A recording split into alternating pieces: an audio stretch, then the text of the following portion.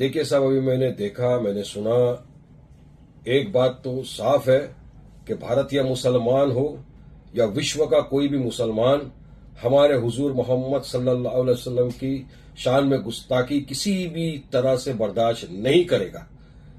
ये गुस्ताखी बर्दाश्त के काबिल नहीं है। आप हमारे prophet Muhammad peace be upon him के बारे में इस तरह के अल्फाज इस्तेमाल करने वाले होते कौन है आप? अरे आप एक महाराज हो, संत हो, ज्ञानी हो, जो भी हो, तो आप पे दायित्व तो बनता है कि आप इस तरह की बात न करें जिससे सांप्रदायिक तनाव पैदा हो, दूसरे रिलीजन के इमोशंस को हर्ट हो। आपने आपके अल्फाज से तमाम मुसलमानों के दिलों को ठेस पहुंचाई है, आहट पहुंचाई है। आप क्या हो फिर? क्या चाहते हो आप करने के लिए? किसने आपको अनुमति दिया? आपको तो आपके धर्म में जब आप गए थे जहां पे भाषण देने, तो आपको तो आपके धर्म के बारे में बात करना था, लोगों को जागरण करवाना था, अच्छी अच्छी बातें बोलना था। उसकी जगह आप इस्लाम के खिलाफ बात कर रहे हो, आप मुसलमानों के प्रति नफरत पैदा करने की बात करो, नफरत फैला रहे हो आप। इसी तरह हमारे मुफ्ती सलमान अजहरी साहब ने एक मर्तबा किसी धर्म विषय का नाम लिए बिना कुछ बोल दिया था जिससे किसी की सेंटीमेंट्स को हर्ट भी नहीं हुआ, तब भी उनके खिलाफ एफआईआर कर दिया। सलमान अजहरी साहब आज भी गुजरात की जेल में बंद है, उनकी बेल भी नहीं हो रही, रिजेक्ट हो रही। तो आपके प्रति इतनी सहानुभूति क्यों दिखा रही है पुलिस?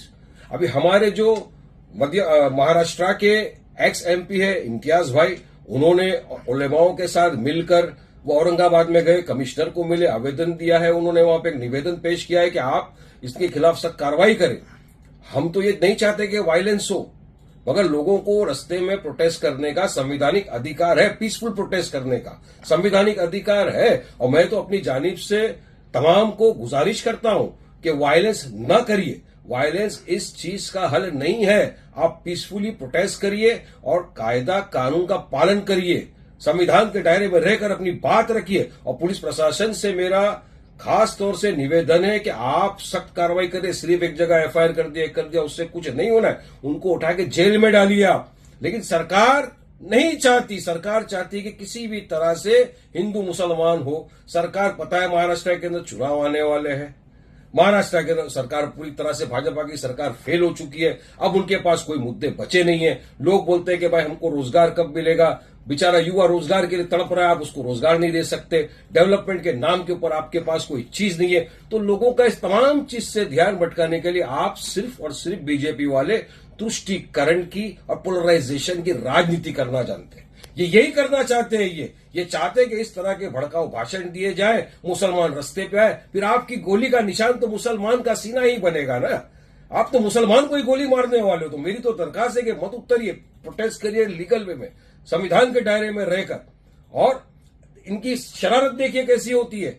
आज महाराष्ट्र के अंदर काफी जगहों के ऊपर हिंदू संकल्प नाम से लोगों ने सभाएं रखी, मोर्चाएं निकल। अब इनको पता है कि जुम्मा का दिन, नमाज के वक्त ही आप इजाजत दोगे। आप चाहते हो कि किसी न किसी तरह आग भड़के, लोगों के अंदर नफरत पैदा हो, अराजकता हो, और आप अपना काम कराते हो और अपनी सियासत को चमकाना है आपको।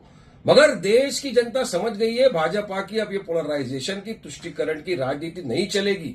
लोग थक गए हैं आप लोगों की इस बात से। मेरा आखिरी में बस सिर्फ इतना बोलना है पुलिस प्रशासन से कि आप इस तरह का एफआईआर नहीं, हर जगह एफआईआर होना चाहिए उनके खिलाफ और उनको अंदर डालना चाहिए जेल में। तब एक मैसेज जाएगा कि जो भी इस तरह के भड़काऊ भाषण देगा, हिंदू मुसलमान कराने की बात करेगा या किसी के धर्म को ठेस पहुंचाने की बात करेगा, तो प्रशासन सख्त कार्रवाई करेगी, जैसा आपने सलमान अजहरी के खिलाफ बिना कुछ किया है। तो इनके खिलाफ उससे ज्यादा कड़क कार्रवाई होनी चाहिए। ये मेरी सरकार से निवेदन है।